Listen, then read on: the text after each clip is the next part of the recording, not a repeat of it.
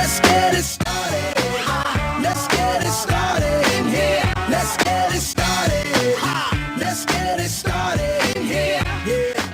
The views expressed by J. Michael McCoy are the views of the hosts and guests of Max World Live, and not necessarily the views of Webcast One Live, its staff, its management, the cleaning crew, Dave the electric guy, the guy who cleans the skywalk, the woman who brought in the cookies, the management staff of Hubble Real Estate, the parking lot attendant at Keck Parking, the wait staff over at Miss Kitty's, the coffee crew at Frederick's, the man in the street corner willing to work for food, Rob Spearman, Max Crabb, or anyone else of sound mind.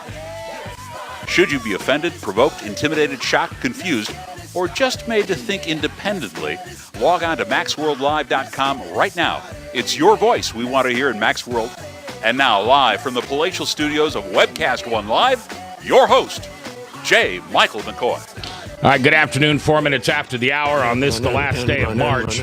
If you are listening to this live on The Truth, 99.3, or on Webcast One Live, we appreciate it. If, in fact, maybe you've downloaded this podcast. Maybe you're a subscriber to our free RSS feed, which means every day after the show's over, it'll download to the device of your choice and will stay there indefinitely until you choose to listen to it. So you may be listening to this weeks, months, years after it has happened. It now has become a day in history, but today it's quite poignant and present for us. Of course, today's Tuesday, so Tom Coates is in the house. Art Smith from the Conservative Reader and Political Pundit is here. And before we get into all the great conversations about what's going on in the Capitol, either in Iowa or the United States, let's take a look at today's headlines and news. Well, the thing just continues with Governor Pence in Indiana. He has come out today and said that he will look at the way that religious bill is written. He's promising those on the right that it'll stay as tough as it is, and he's telling those on the left that it won't be as tough as it is. Meanwhile, Super Bowl, Sweet 16, and 6 or 7 other companies have informed the state that they will discontinue business if this, what they call a religious bias bill, is passed. Is it religious bias? We'll talk about that later on in the news. Also, the Iran nuclear talks were going to end today, and they were going to promise us that they'd never build a nuke, and they were going to hug Obama and tell him what a wonderful president he was, and Cinderella was going to not turn into a pumpkin. And none of that is happening. And yet nobody seems to be up in arms. It's another topic we'll talk about today. And our third big story today, the anti-bullying bill, way out of line. It's passed in our state. Wait till you hear what this does to your kids and how it extends the long arm of Big Brother and cuts into religious freedoms. It's something horrible. That's the headlines right here now on Max World Live. All right, gentlemen, nice to have you both here today. It's kind of a good day to be talking politics because there's a lot going on. Art Smith is here, a political pundit, longtime blogger and political pundit, and just a smart guy. You know, one of the things I hope you notice when Tom and I have guests on, they're smarter than I am and almost as smart as Tom. But seriously, we have good people on. Yes. You know, we don't find those, because, you know, there's all these low information voters on the left side. But, you know, there's also the big mouth super freaks on the far right side, too. The guys that come out of Westboro Baptist and those, we don't want to have anything to do with those. And Art's just another one of those. You're going to say Steve Dace. No, I was not going to say Steve's my friend. I was walking in here thinking that you were probably scraping from the bottom of the barrel just to get me in here. That no. You just exhausted all the other possibilities. No. Who did I call before him? I called one person and they couldn't make it. Was it Obama? No. No, but you were my second. We had a cancellation for today, and you were my second choice. All right. Because the last time you were going to come on, I think, your wife was sick or you were sick? Yeah, my wife was sick. Yeah, that was a while back. Yeah. Glad to have you on. Yep. All right, let's start out with this Indiana thing. You know, I only know what I read on the internet, and so I'm going to read to you some articles written, and this is in the Two-Way, and this is from NPR. Now, I know NPR has a tendency of being a little left-leaning. Was that a big left-leaning? I think that's pretty much left, yes. Yeah, but just a little. Just a little. They're very objective. Are you being serious? No. No. Okay. I thought, Houston, we had a problem. All right. Well, I'm trying to find something that's fairly unbiased, and maybe this isn't the right one, but anyway, here's what NPR is saying. A new Indiana law has set off a firestorm of criticism and threats of boycotts they say should be repealed or revised, says Indianapolis Mayor Gary Ballard, whose city is hosting the NCAA men's basketball tournament Final Four this weekend. Around midday today, Governor Mike Pence said the controversial legislation will be, quote unquote, clarified instead of annulled. He said, we'll fix this and move forward. Titled the Religious Freedom Restoration Act. Could anybody think of a worse name to make your opponents mad? Yeah. I mean, seriously. Yeah. You know, let's kill the Obamacare Act. You know, let's just name things stupidly. Anyway, the Religious Freedom Restoration Act, the RFRA, has drawn protests from critics who say it allows businesses to refuse service to gays and lesbians. Mayor Ballard tells NPR's Steve Inskeep that those who support the law are missing the bigger trend. And I'd say, as three Christians around the table, that's probably true. That is a trend. Mm-hmm. And we're okay with missing that, aren't we? Yes, sir. Basically, how do you understand the law? Well, as I understand it, it's similar to laws passed in other states. It's similar to the law that was passed back in '93. Chuck Schumer instituted it in the U.S. Senate. Bill Clinton signed it. Bill Clinton signed it. It was unanimous in the House. I think there were only 3 dissenting votes in the U.S. Senate. At that point, it was meant to deal, I guess, primarily with things like Native Americans smoking dope. They call it peyote. It was to try to protect the minority religious rights of certain potentially oppressed individuals. It's a real can of worms, and I know that the pressure has been intense on Indiana. I could read it in the face of Pence today when he had his press conference, and it seemed to me, I think you intimated on your intro, that he is now trying to kind of have it both ways. He's trying to appease the Christian conservatives that are worried about situations where an individual baker is having his business taken from him, or a photographer in Colorado is having her business taken from her because to facilitate a gay wedding, which many Christian conservatives feel like is immoral. It runs counter to Scripture, and they do not want to be inculcated in that debauchery. And when they refuse, in some cases they've only been engaged because they knew they would refuse, and they were used as an example by the part of what some people refer to as the gay mafia.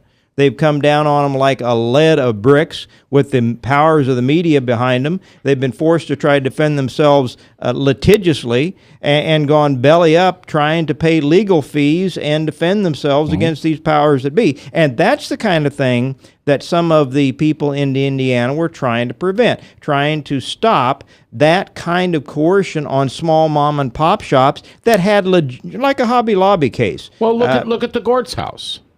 We've had Dick and Betty on.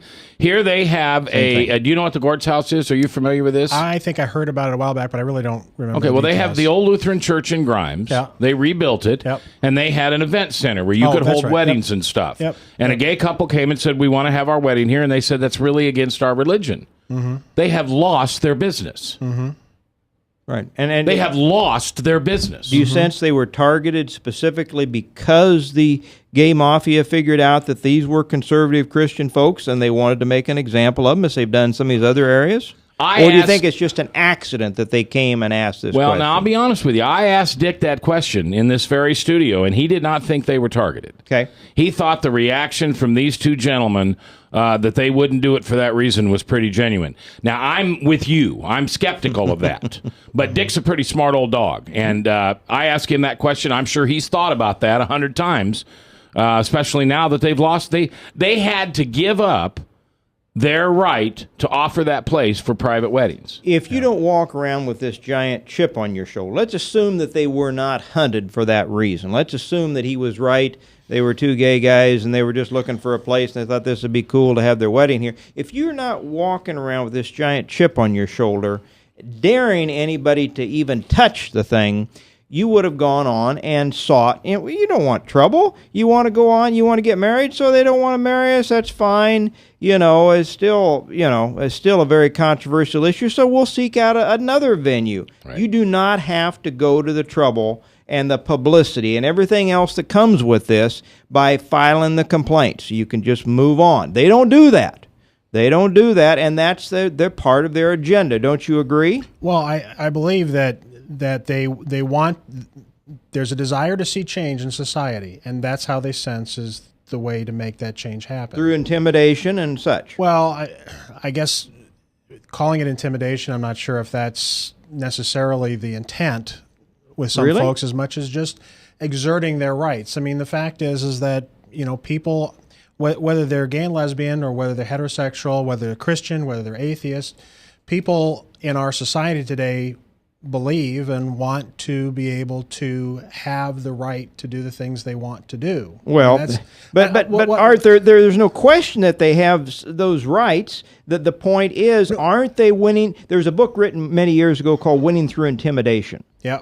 This, I think, is part of the main thrust of this gay mafia movement, is that they use intimidation, and they use these individuals as examples. Sure. In fact, even the Bible talks about, if you've got somebody that comes into your circle and advocates worshiping other gods, you are to make an example of this person. You're to take them out, and you are to be the head one. You're to throw that first stone, and everybody else is stone them, and that's an example not to bring that kind of anti-God behavior in front of the rest of the people. So the Bible uses an example. They are using this as an example as well. Other groups in power and authority use people as examples. It's clear to me that the gay mob, mafia, whatever you want to call them, is using intimidation as a primary tool to intimidate guys like you, me, Mac, from voicing support or doing anything in our own sphere that might raise this, because we saw John and Jane over here lose their business like Mac was talking about. Yeah. We don't want that to happen to us, so we're going to take a much more subdued stand towards this. I don't think that's arguable that's part of their tactic. And part of the problem is that I haven't seen all the details and the facts behind what's happened to them and been able to assess it that way. So I believe that what you're saying is true. That's happening in our society, but I also believe that there's a level of people that are simply trying to exert their rights, not necessarily through intimidation, but through the channels that they believe are available to them. And some of those channels include, going through the legal process or just letting people know what's happening. Yes, some of that may lead to exactly what you're talking about, and there may be an overarching plan on the part of some to make these changes through intimidation, like you say.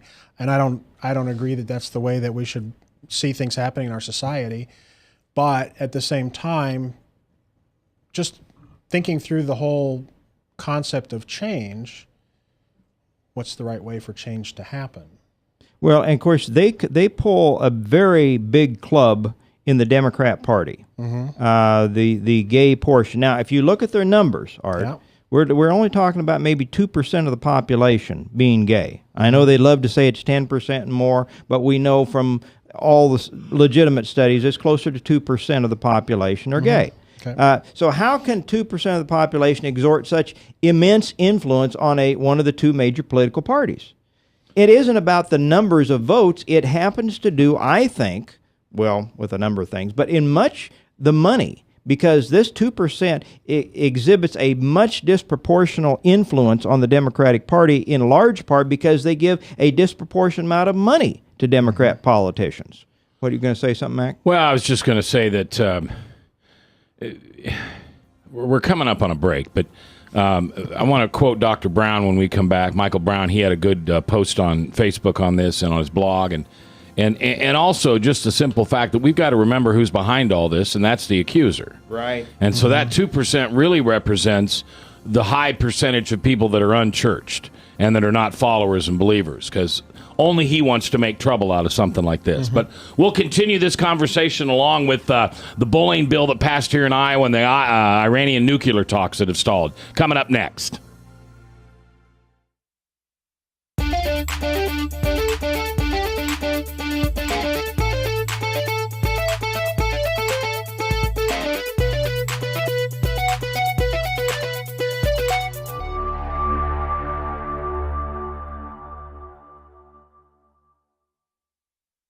Hey, psst.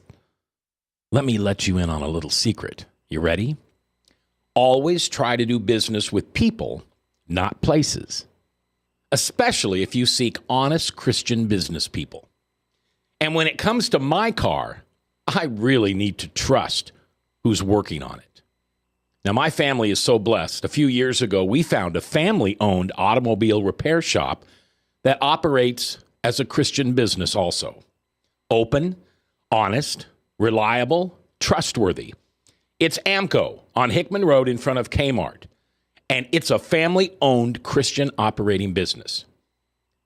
This family treats your car as if it was their car. Everything from oil changes to transmission repair and everything in between.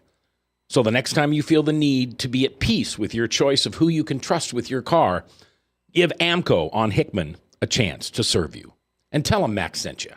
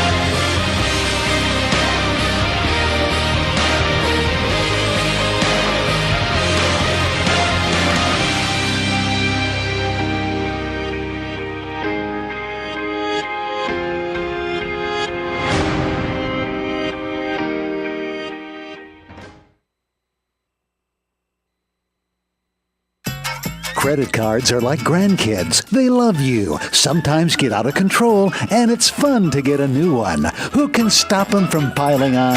Hi, I'm Tom Coates with Consumer Credit of Des Moines. At the end of the day, you can return the grandkids, but you're stuck paying off bad credit card debt.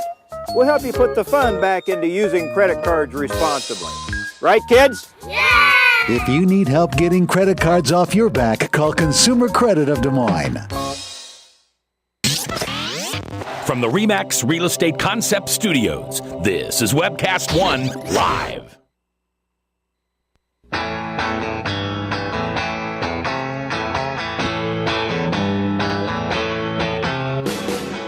If you sit in the back pew or the front pew, it's your voice we want to hear. The phone lines are open, so call 244-0077. Now, J. Michael McCoy. All right, welcome back. 21 minutes after the hour. This is live on the last day of March, the end of the first quarter in the year 2015. If you're listening to this on a podcast, thank you very much. I know you have just endless choices of what you can listen to. I don't get to listen to enough of our own program simply because I'm so busy listening to other podcasts. You know who does a really good podcast is Jan Michelson. Oh, yes. They do a good I've job listened. over there. WHO putting those things up, and I encourage you to listen to Jan when you get a chance. Yeah, and you can normally select the subjects or the guests that that he's had, and then go to that podcast. Because I'm not interested in all of his program, but he has some guests that are particularly good, and I do use that. We are talking right now about what's going on in Indiana with the Religious Freedom Act. Probably incorrectly named, but it is what it is. Every side makes a mistake. It's kind of like global warming. Really? Gore? Global warming? Ed Fallon. Anyway, and we're in the middle of what does this mean? And I want to take Frank's phone call before we get too far in. Frank, I knew you'd be here. You're live on The View from a Pew. How you doing today? You think? Well, listen, this gay agenda is getting clearly shoving through, and it's due to the fact that we have such gutless preachers and politicians. There's some preachers out there that ought to be hanging drywall or pulling a plow instead of preaching.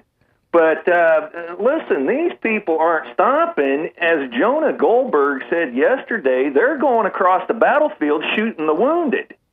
They're taking no prisoners here. Good point, Frank.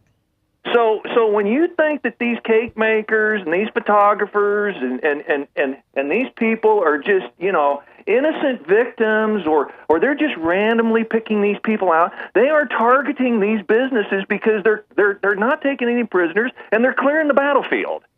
Now, when is the Christians going to wake up and get used to the fact that our faith and our ability to worship is under attack? We are being persecuted.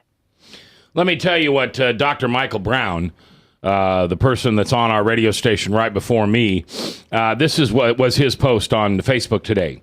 Should a Muslim-owned print shop be required by law to print up, quote-unquote, Muhammad is a false prophet flyers for a Christian outreach?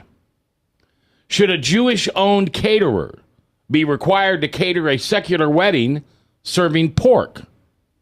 Should a gay-owned T-shirt maker be required to make T-shirts inscribed with the words, homosexual practice is an abomination? Of course not, says Michael. So why in the world should Christian-owned companies be required to supply gay wedding cakes, photography, the ceremony, etc., floral arrangements?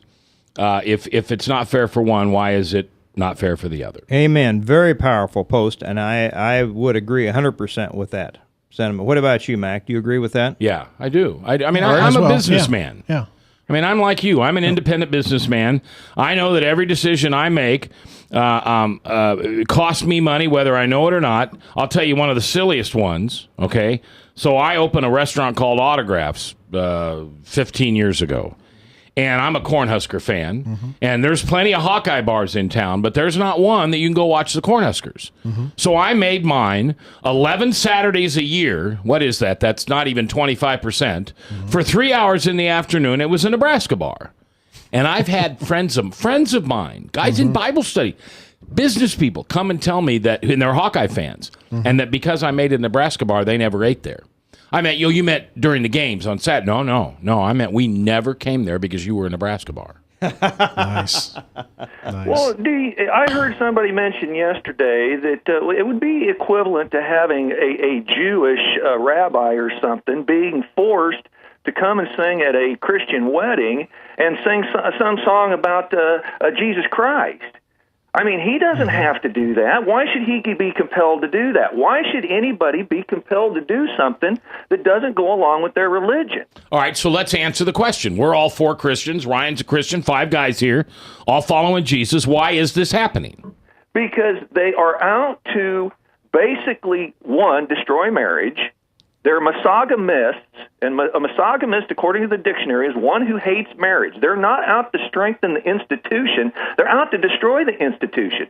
If people will Google Masha Geeson, the Russian-born gay activist, she tells you exactly what their agenda is. They want to destroy traditional marriage and replace it with their unions of any numbers of people, including family members, to enter into and exit out of at will. All right, Frank, good answer. Let's go one level deeper. Why is this happening? Because they hate Jesus Christ. And if they hate me, they will hate you. Right. They want to push God out of society. And the easiest way to do that is through his word. And say that his word is hate speech. You shut down his mouthpieces. Yeah. All right. Well, I agree with that, Frank. So what did you make out of Mike Pence's press conference today? He said he still wants to maintain the semblance of the thing he thinks has been mischaracterized, but now he wants to make sure that no businesses can discriminate. Now, that seems to be a bit of a contradiction. Well, as Rush was saying today, the liberals are all against business when the judicial gave them the right that businesses are people, and all businesses are terrible. Businesses are horrendous things, and now all of a sudden businesses are being praised because Cummings and some of these businesses, Apple and some of those. I agree. I agree, but now, how does Pence have it both ways? Because if I'm an individual businessman and they come in, they say, I want a wedding cake for myself and Sam here to get married, and we're going to enjoy the bounds of matrimony, and you say, well, that's fine, good luck to you, but I can't do it. It flies against my religious beliefs. Wow. Now, I'm going to be said to be discriminating against those two guys. How is he going to have it both ways? That's my question. Well, without being an expert on the law, basically what I've heard is that this just keeps the case from being thrown out of court. This isn't declaring discrimination against anybody or giving anybody the right to discriminate. It's just that if you feel you've been discriminated against, your case just can't be arbitrarily tossed out of court.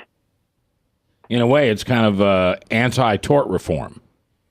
Yes. They want people to go into the court systems. The lawyers want people to come into the court systems. But see, this is the way they're winning the battle, Mac. They are winning the battle because of the secular humanism, number one, that's being pushed down our children's throats for the last 40 years.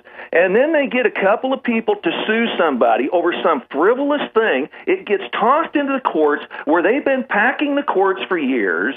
And it's not just the Supreme Court, but the lower courts below the Supreme Court. They've been packing these courts, waiting for these cases to appear. And this all is an orchestrated agenda that's been going on for years, and we're at the culmination of it, where Jonah Goldberg said yesterday, they're not just out to shove it in our face, they're out to take no prisoners and shoot the wounded on the battlefield. That's where it is right now. They've already won. All right, Frank, I appreciate it. We'll see you tomorrow here on the radio. Frank is, of course, my co-host on Wednesday, Thursday, and Friday here on The View from a Pew.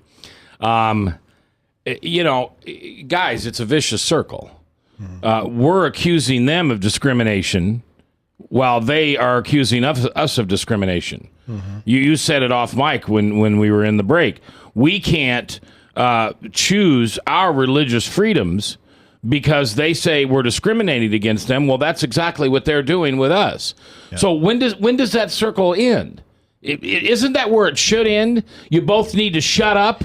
Neither one of you are being discriminated against, because if you are, you're hypocritical. Yeah. But that doesn't. If it were just about that, we were talking off the mic. If it were just about worrying about I have my freedom to live my life as I want to, it would have stopped a long time ago. I think Frank is right. I think they want nothing but abject surrender on the part of us, who they view as the enemy. And it does come down to, I think Frank was talking about, it does come down to an area of rebellion. Mac, you said who is behind this? The accuser. Yeah. And it is the area of ongoing human rebellion, the desire on the part of man to be his own God. And I think this is perhaps one of the more obvious examples of that. We could talk about all other examples, but this is certainly a big one, and it's seldom called by what it is. Yeah, it is evil. It is evil. It is Christian persecution. But I'm willing to put down my gun if they're willing to put down theirs. Yeah, but they're not. No, I'm serious. I mean, I know. I mean, I don't pretend to think that individuals are seeing the same agenda that we're talking about that's happening at a higher level. But that higher level agenda is all about moving that ball down the field. It's all that it's about. And we're not as a whole, we're not as engaged in trying to keep the ball from moving down the field. And they're not going to get all the way down to the goal line, which would be a completely changed society. But they're going to make an awful lot of progress. And someday it may change entirely. Well, there was, there have been different letters. There was one written by the guy that's the lawyer that was on the Des Moines School Board for a while. Jonathan Wilson. Wilson. Yeah. And they resent core Christianity because it exhibits a standard to the Creator God. The Bible talks both in the Old and the New Testament about it is an abomination, that homosexuality, the inflaming of one man for another, one woman for another, these are unnatural. And so those are standards that they essentially hate because it holds them to a standard, holds them up to that standard, and therefore they want to obliterate anybody that wants to hold the traditional view of Christianity. Now, if you want to go like the Presbyterian Church, and you want to say anything goes, or the Unitarians, or some of those, and some of the mainline denominations are being melded into the culture, and they are no longer standing for traditional Christianity and morality. But if you're not willing to do that, then they want to destroy you. Yep. All right. Well, we're gonna kind of stay in the same arena, but we're going to switch now to something that happened today in the State House. And I'm reading a post here by Tamara Scott, who, by the way, is on the phone and is going to join us after the break to discuss this. But she said, "Cannot tell you how sad I am that the Senate just voted on a selective anti-bullying bill that increases school authority outside school activities and off school premises, giving school more authority and decreasing parental authority, and even allowing non-notification of parents when children are struggling. I believe in local central school boards. Teachers and parents are best suited to handle these situations. Very disappointed." And then she went off to thank some of the senators who didn't support this bill, but it has passed, and we will hear from Tamara Scott when we come back after this break, and she will share with us her frustration with this bill and kind of get to the core of it. We don't mean to sit here and talk about gay issues all day long. That's not who we are or who we want to talk about.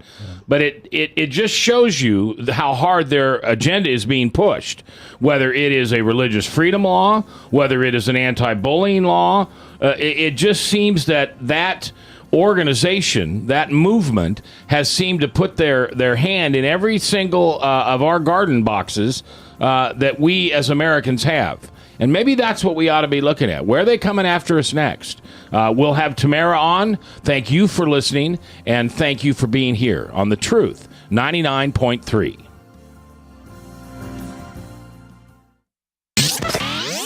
From the RE/MAX Real Estate Concept Studios, this is Webcast One Live.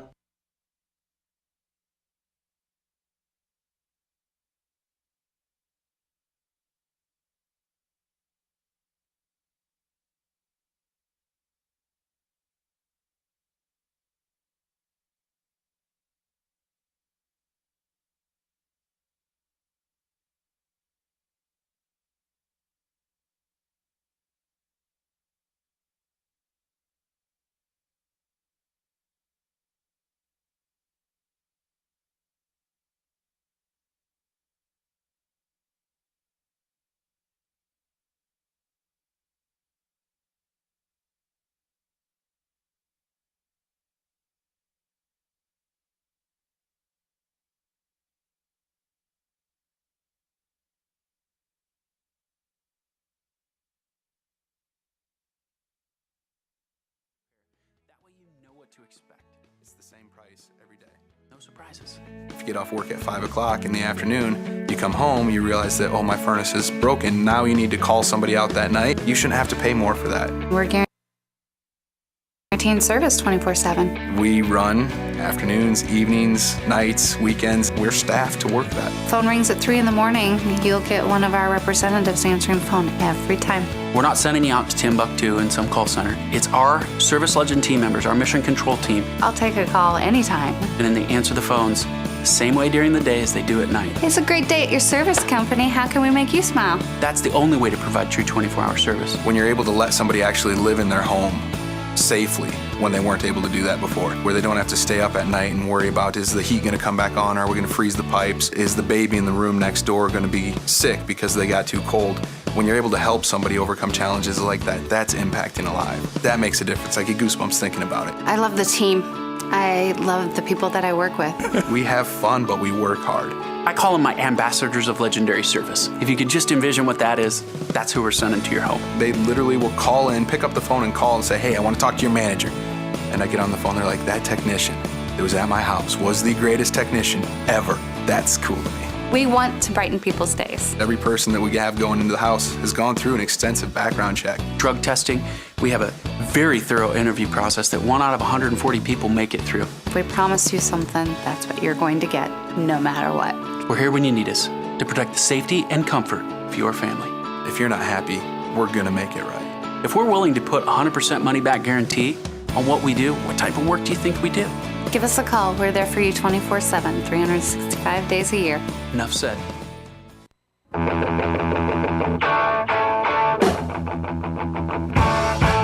If you sit in the back pew or the front pew, it's your voice we want to hear. The phone lines are open, so call 244-0077. Now, here's J. Michael McCoy. 22 minutes before the top of the hour. I'm J. Michael McCoy, and this is The View from a Pew. And you may be watching this on Webcast One Live. You may be listening to it on 99.3, but we made the official announcement today that 99.3 The Truth is moving to Des Moines. Our signal has been approved. An increase in our signal has been approved by the Federal Communications Commission. We have been working on the engineering relentlessly, and thanks to great leadership from folks like Chris Roloff and Mike Carbone and Stu Epperson Jr. and other people, we'll have a signal that covers all of central Iowa, basically boondocks down to Lucas County, over to Newton, to the east and to the west, probably the smiley face on the interstate. And we'll have brand new studios built in the Merle Hay Mall Tower. That's that office building in Merle Hay Mall. And we should be broadcasting live from those new studios sometime within 45 to 60 days. So for those of you who listen to us and like I do, I know when I leave my house, 99.3 is strong. I live in the western suburbs.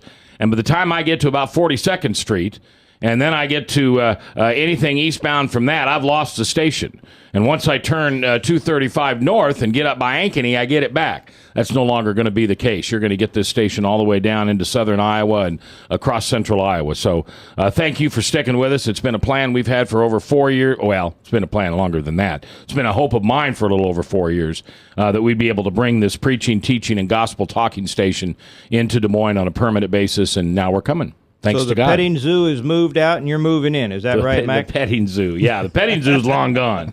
But they don't realize the 10,000-pound gorilla they've got coming in now with KTIA. Because, one of the great things about this company is we don't do Kansas City Royals on Saturday afternoon. And we don't do whatever baseball or basketball or football team on a Friday evening or Sunday.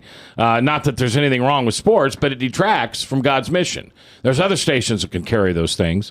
The only thing we want to do is spread the gospel, talk about social issues like we are today, and, spread the everlasting love of Jesus Christ throughout all of the world. And now we'll be able to do it throughout central Iowa. So thank you to all those people who participate, and I'll let you know when it actually is going to happen. We'll actually probably go off the air for a couple of days to move our transmitter and everything, and then we'll get it going for you. All right, on the phone with me is Tamara Scott. She is the national chairwoman of the Republican Party for the state of Iowa, and this was her post today. Cannot tell you how sad I am. The Senate just voted on a selective anti-bullying bill that increases school authority outside school activities and off-school premises, giving school more school authority and decreasing parental authority and even allowing non-notification of parents when children are struggling. Tamara's on the phone with us. Tamara, how you doing? I'm doing well, Mac. I'm disgusted. That's a good word, isn't it? Disgusted. Yeah, because we hear all these things on the campaign trail. We hear limited government, local control, and when we have the opportunity to vote those down, we don't do it. So I'm just disappointed. And here's the deal, Mac. There are already laws in the book, assault laws. Nobody wants to see someone mistreated. None of us do. We understand that happens in schools. You know when it was not happening? When we had the Bible in school, frankly. Right. We had less bullying. David Barton talks about the biggest issues were gum chewing, tardiness to class, and talking. And since we've taken the Bible out of the school, you can see violence and crime, rape, other issues, not to mention kids dropping out, lower grades, since we took that prayer out of the school. So I know people don't want to hear that, but the fact is what it is. And so we just had this bill go through today, and I'm just reading it myself. I just went back to the State House after I got your text, picked up a copy of it, and I'm still reading through it. I pulled over to the side of the road in a park so I can read through it. But here's the problem with the bill. They want teachers and school folks to go online and stalk your children, see what they may be saying, see what they can find that may be negative. First off, most administrators and teachers don't want that responsibility. That's a liability. One more we're putting on their shoulders, a burden they don't need. Secondly, it expands their school authority then outside school premises, off school property. And when you expand someone's authority, somebody else has to give up authority. Well, That's who that is. And if I can, and I don't want to put words in your mouth, but we're extending government's authority. Exactly. Because the schools are government schools. And you're not only are you expanding government, you're expanding the size and the scope, and it will cost us as well. This is not just a social issue. We will have to fund this somehow. This bill that I'm reading right now talks about a work group. To me, that's a bully squad at the bureaucratic level. These are unelected officials that are unaccountable to the public. One more thing we're using in government when we want to create change, force something that wouldn't pass otherwise to the public, and we don't want to be accountable to the voter. What were Hitler's, Tom? We talked about this. What did he have? The brown boys or brown shirts? Brown shirts. Brown shirts.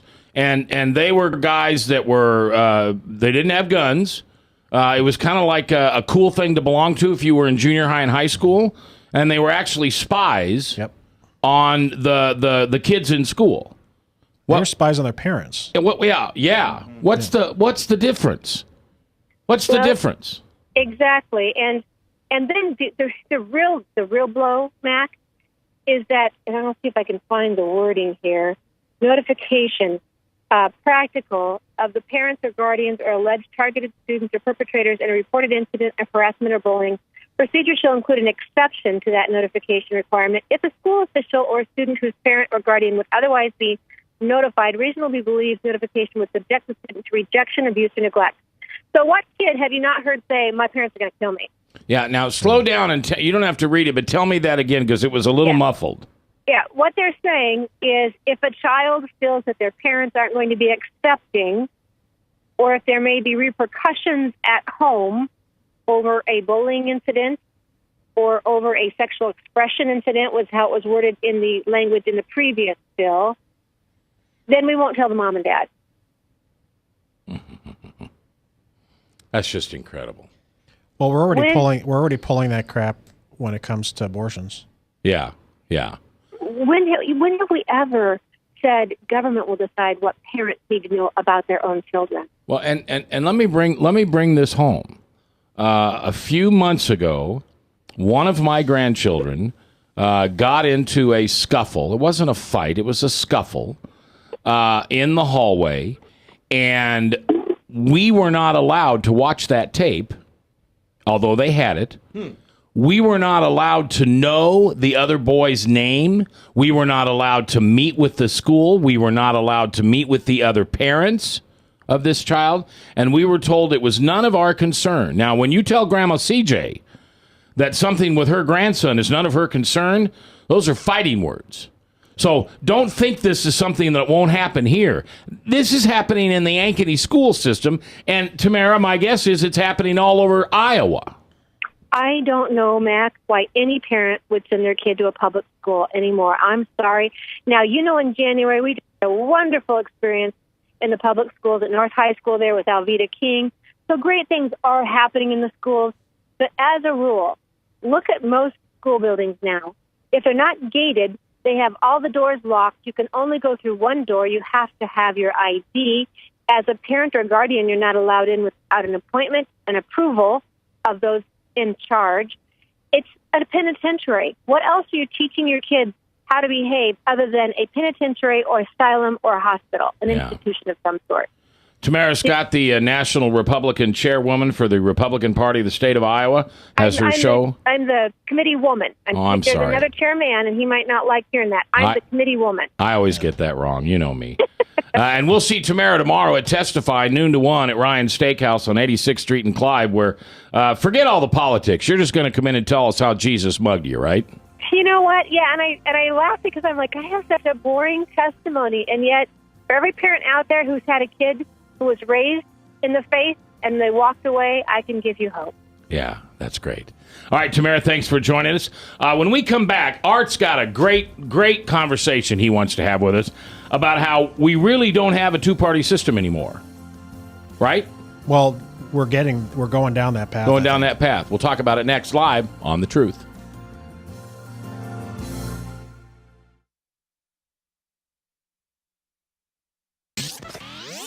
From the RE/MAX Real Estate Concept Studios, this is Webcast One Live. Credit cards are like grandkids. They love you, sometimes get out of control, and it's fun to get a new one. Who can stop them from piling on? Hi, I'm Tom Coates with Consumer Credit of Des Moines. At the end of the day, you can give these grandkids back, but you're stuck paying off bad credit card debt. We can help you put the fun back into using credit cards responsibly. Right, kids? Yeah! If you need help getting credit cards off your back, call Consumer Credit of Des Moines. Hey, psst, psst. Let me let you in on a little secret. You ready? Always try to do business with people, not places. Especially if you seek honest Christian business people.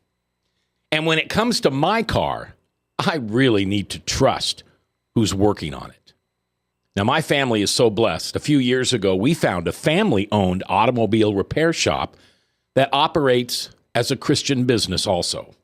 Open, honest, reliable, trustworthy. It's AMCO on Hickman Road in front of Kmart.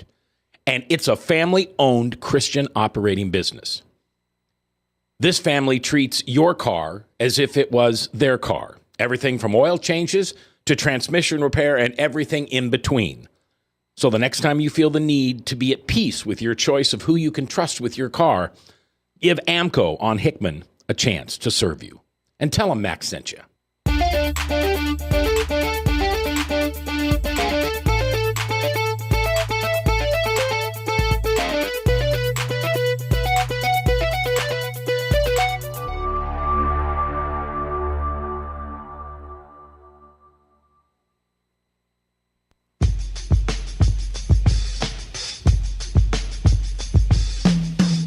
If you sit in the back pew or the front pew, it's your voice we want to hear. The phone lines are open, so call 244-0077. Now, here's J. Michael McCoy. All right, we're back 10 minutes before the top of the hour. Salem Radio Network News, and then Michael Mudloff with True Blue. This reminder, 2 weeks from today, at C.Y. Stevens Auditorium in Ames, one of my favorite books and one of my favorite plays, a Broadway play, will be performed, the C.S. Lewis's Screw Tapes. Have you ever read the book? A couple of times. I listened not long ago to the audiobook once again. Yeah. I saw this play in Omaha a few years ago, and it'll rock you. Mm-hmm. I mean, Does it cover the book really well? Yeah, it really does. Well, it does better than that because the actor, his name is Max. Mm-hmm. He's going to be on the radio with me next week, I hope. But he is into this part. I mean, this is just not a... He's Uncle Screwtape personified, huh? Yeah. And what they do is, in many of the scenes, there is no scenery in the back.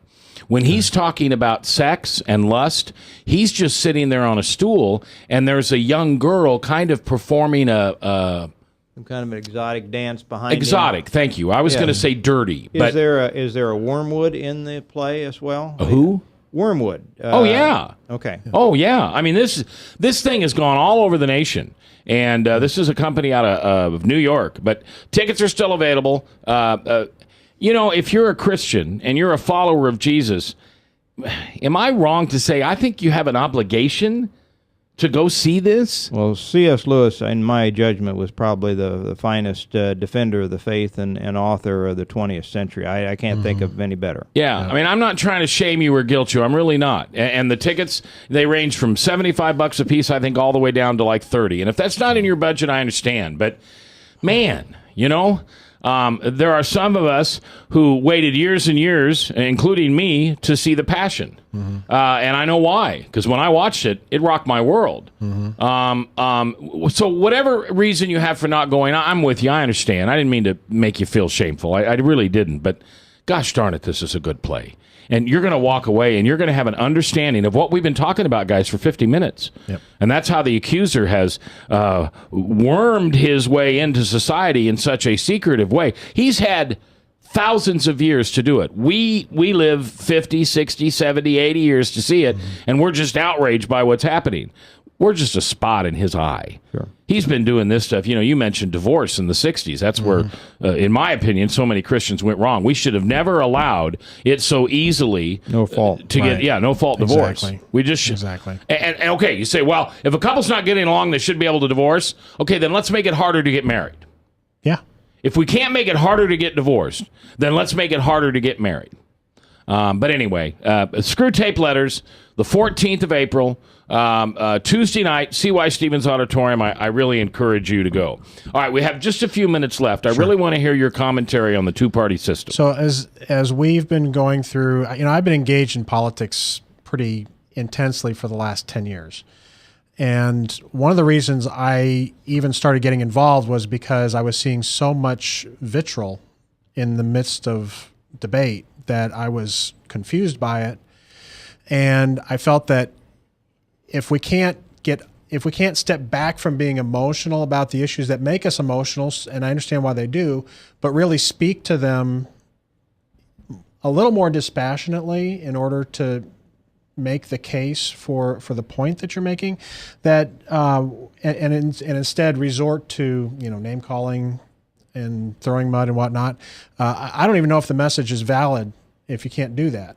But so that's why I got into it. Well, as I've been watching, and even more so the last 4 or 5 years, seeing the rise of segments of the Republican Party that are very, very focused and consumed in what they believe is right, and I love them to death for doing that. But even as we've watched things this year, such as the sales tax issue, okay.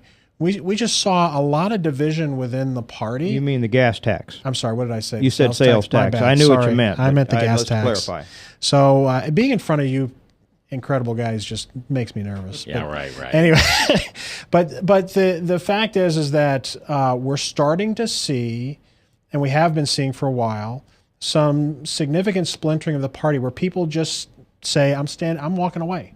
I'm walking away from the Republican Party because they don't meet my needs. The party's not doing what I want. And look, people have the right to do that.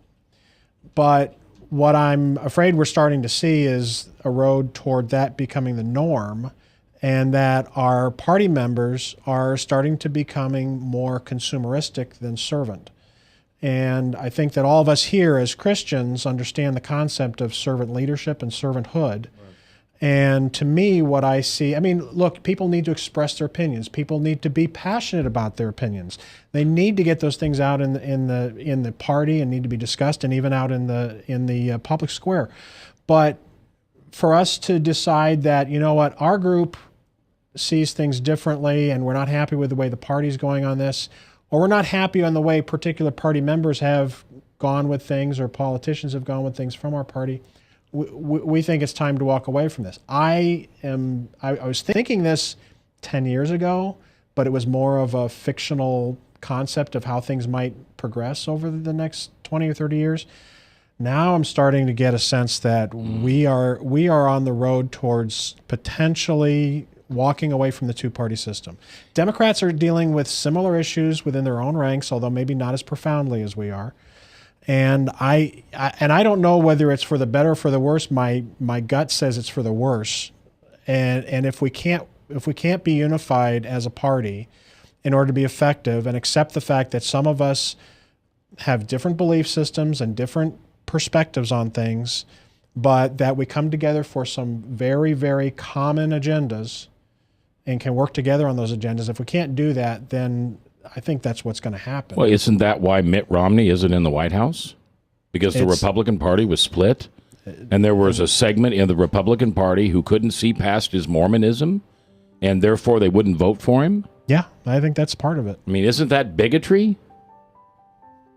Okay. Okay, my words, not yours. Yeah. That's okay. No. I don't disagree. And with we're what watching you're this saying. all over Europe, right, Tom? Well, it may have been his faith. It may have been they didn't think he was strong enough on the issues. Millions of Republican conservative voters stayed home.